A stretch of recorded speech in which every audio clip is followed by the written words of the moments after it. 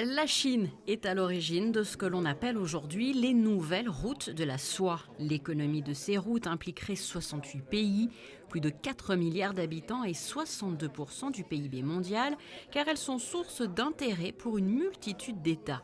Le Monaco Economic Board, la Jeune Chambre économique et Monaco Asset Management proposaient donc cette conférence afin d'obtenir plusieurs éclairages.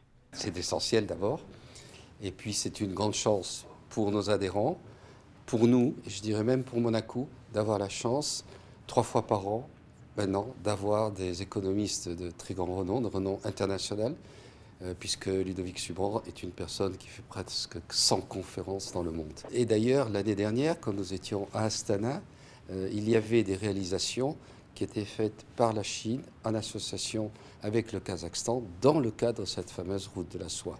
Donc elle est en train de s'étendre un petit peu comme une pieuvre en fait.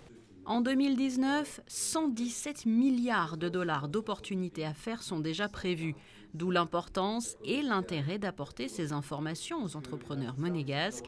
Ces nouvelles routes de la soie sont aussi synonymes d'enjeux et de défis. Les nouvelles routes de la soie, c'est un projet du gouvernement chinois qui consiste à apporter 3 choses aux pays alentours. L'opportunité d'être connecté au commerce mondial. 2, l'opportunité d'avoir des infrastructures. Et 3, le financement de ces infrastructures. Donc c'est un des grands projets du multilatéral. À un moment où les États-Unis semblent s'isoler du reste du monde, la Chine décide, elle, de s'ouvrir et de jouer la carte de l'influence avec ce projet, les nouvelles routes de la soie. C'est une plateforme de projets. Ça a déjà commencé. Alors ça commence par l'Asie du Sud, notamment le Pakistan. Ça commence aussi avec l'Asie du Sud-Est, le Vietnam, le Laos, le Cambodge. Les pays qui sont justement un petit peu plus à la peine, c'est les pays que la Chine a choisis pour commencer ces projets-là, commencer de construire des ponts, des autoroutes, des ports. Et donc en effet, c'est quelque chose de plusieurs décennies.